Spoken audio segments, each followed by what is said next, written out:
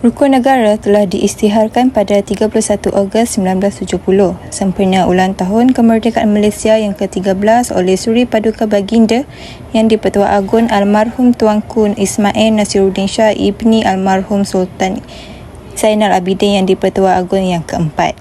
Rukun negara juga telah diperkenalkan berikutan peristiwa 13 Mei 1969 yang telah melemahkan perpaduan antara kaum di Malaysia. Rukun negara juga dibentuk dengan tujuan utama iaitu untuk membentuk perpaduan yang kukuh. Prinsip-prinsip yang terkandung dalam rukun negara jelas merupakan kunci kepada keharmonian dan perpaduan kaum demi kejayaan dan kestabilan Malaysia. Kenapa rukun negara dibentuk? Ini kerana rukun negara adalah ideologi kebangsaan negara yang telah dibentuk untuk dihayati oleh semua lapisan masyarakat sama ada dari golongan muda atau golongan yang tua. Selain itu, rukun negara adalah satu visi bagi merealisasikan kontrak sosial yang telah dipersetujui oleh kaum-kaum utama di Malaysia semasa penggumbalan Perlembagaan Persekutuan Malaysia. Peristiwa 13 Mei pada tahun 1969 ialah insiden rusuhan kaum yang telah berlaku dan pemuncak masalah perpaduan di Malaysia. Punca yang membawa kepada peristiwa 13 Mei 1969 merupakan rusuhan kaum yang paling tragis dalam sejarah di negara ini iaitu antara orang Melayu dengan orang Cina. Dan berkaitan tragedi ini juga, ia telah meragut nyawa ramai masyarakat dan tentera Malaysia serta harta benda dan mempunyai kaitan yang rapat dengan pilihan raya umum pada 10 Mei 1969. Dan ia juga merupakan satu titik hitam dalam sejarah negara Malaysia.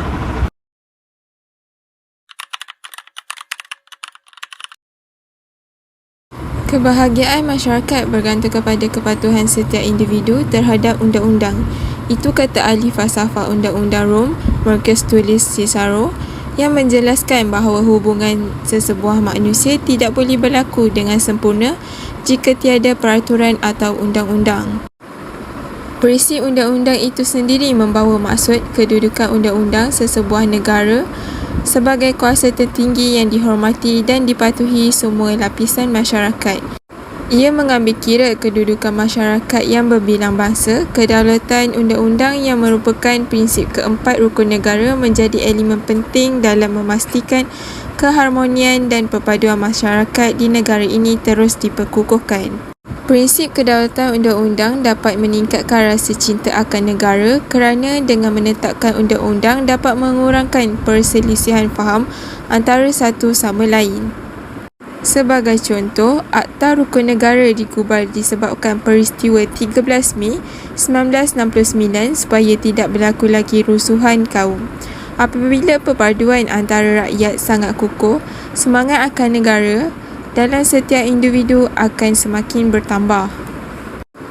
Undang-undang digubal adalah untuk menjaga hak keselamatan rakyat.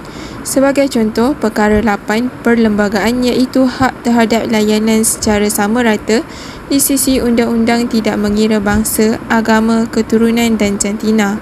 Ini dapat meningkatkan semangat cinta akan negara dan rakyat akan lebih menghormati negara dan pemerintah.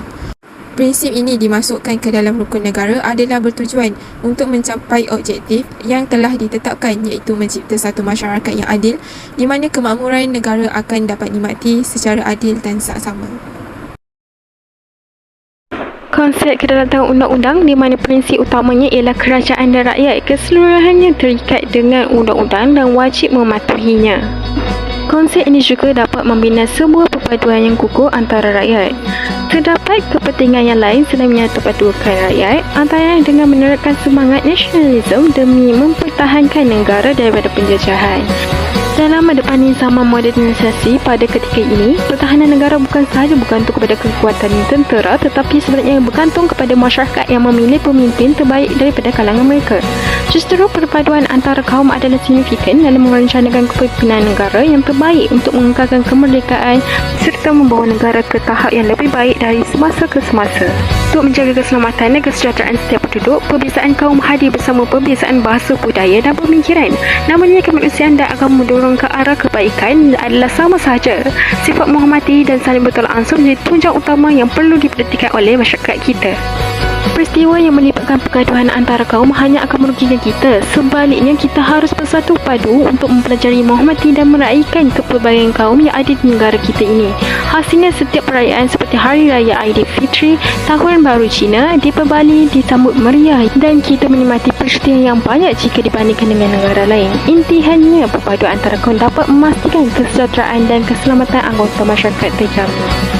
Sedikit kejayaan yang pernah kita kecapi mengambil contoh kepatuhan masyarakat ketika pelaksanaan Perintah Kawal Pergerakan PKP pada 18 Mac 2020 sehingga PKP pemulihan bagi membendung pandemik COVID-19.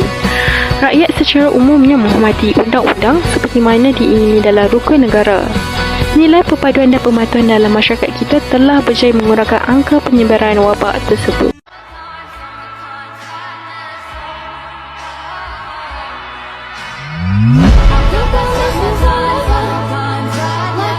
Penerapan holistik untuk penghayatan yang diterapkan di dalam subjek wajib universiti seperti subjek falsafah yang mewajibkan pelajar untuk mengetahui isu-isu semasa seperti apa yang terjadi kepada rakyat Malaysia pada ketika ini, apakah punca isu tersebut bangkit dan cuba memberi pendapat atau mengulas mengenai isu tersebut secara holistik, bagaimana ia saling berkait kepada masyarakat dari sudut punca dan kesan. Seterusnya, menyertai aktiviti kemasyarakatan yang dianjurkan oleh kerajaan. Kebanyakan aktiviti kemasyarakatan disertakan bersama dengan syarat-syarat yang perlu dituruti oleh peserta untuk memupuk sifat patuh kepada undang-undang, seperti aktiviti berbasikal dan maraton. Seterusnya, kedaulatan undang-undang boleh dipupuk melalui menyertai sambutan Hari Kemerdekaan dengan menghormati Raja-Raja Melayu dengan menunjukkan adab yang sopan sepanjang majlis berlangsung. Mematuhi semua arahan yang diberikan oleh pegawai keselamatan untuk kemeriahan sambutan. Antaranya adalah masyarakat perlu berada di kawasan yang sepatutnya, berdiri tegak semasa lagu kebangsaan dinyanyikan, menitik beratkan kesihatan diri dengan memakai mask, membawa payung dan ubatan yang diperlukan. Semua masyarakat yang hadir perlu mematuhi arahan-arahan ini untuk kelangsungan kemeriahan majlis. Memperingati peristiwa negara yang pernah terjadi sebelum ini, seperti peristiwa 13 Mei yang mengakibatkan 200 orang terbunuh, 400 orang tercedera dan 10,000 penangkapan termasuk orang yang tidak bersalah. Berpunca daripada ketidakpuasan hati terhadap undang-undang yang diperkenalkan, iaitu penggunaan bahasa Melayu sebagai bahasa kebangsaan, hak-hak istimewa orang Melayu dan isu kerakyatan orang luar. Seterusnya, isu perkauman antara SK Sona, pemain badminton negara dengan ahli politik sehingga memberi kesan kepada psikologinya, yang dicemuh hanya kerana dia berbangsa India dan kalah di tangan pihak lawan. Ini merupakan video yang pernah viral sebelum ini oleh bekas pemain badminton yang telah menyentuh isu sensitif orang Islam. Ia bukan sahaja isu perkauman yang terlibat, malah isu agama yang amat sensitif oleh masyarakat. Seterusnya, pihak berkuasa perlu mengerapkan melakukan operasi untuk memastikan masyarakat tidak membawa bahan-bahan yang terlarang oleh pihak kerajaan Malaysia, seperti dadah, barang sindiket ataupun barang penyeludupan. Mengerapkan rondaan di sekitar jalan raya, sekitar penempatan, di kawasan bandar dan di kawasan terpencil seperti lorong-lorong. Rondaan ini dilakukan untuk membendung jenayah-jenayah yang dilakukan oleh pihak ataupun masyarakat yang tidak takut kepada undang-undang.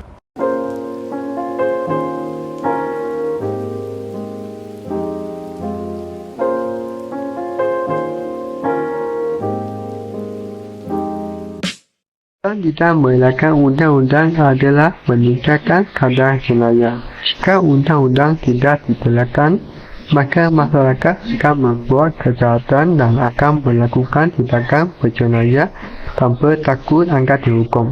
Sebagai contoh, masyarakat yang kurang ilmu atau miskin atau mencuri barang atau harta benda sebab mereka tidak perlu takut kena masuk penjara atau denda. Hal ini dapat mengakibatkan peningkatan angka pencuri dan merugikan masyarakat. Iaitu, jika undang-undang terkait jalan raya tidak ditegakkan secara tegas, akan terjadi kekacauan dan kerusuhan serta kondisi yang tidak aman. Sebagai contoh, jika bergedalan tidak mematuhi lampu-lampu lalu lintas, bergedalan yang mendahului sebarangan melobus lampu merah dan berjalan kaki menyebalar sebalanan. Hal ini akan menyebabkan kondisi jalan berantakan dan dapat terjadi kecelakaan dan dapat menyebabkan korban jiwa. Seterusnya, kesan tidak melanggar undang-undang akan menjejaskan kualiti hidup. Individu dan kumpulan yang mempunyai kuasa adalah pengkalu yang lebih besar boleh melabangkan undang-undang tanpa akibat yang sama seperti individu pada kumpulan yang lebih lemah. Bukan ini sahaja, tidak melanggar undang-undang juga dapat menunjukkan tindak segala kuasa dunia antarabangsa. Hal ini kerana segala yang memiliki sistem hukum yang tidak kuat dan tidak adil akan diakui secara negara yang tidak stabil dan aman. Terbayang wajah seakan puteri dan hilang segala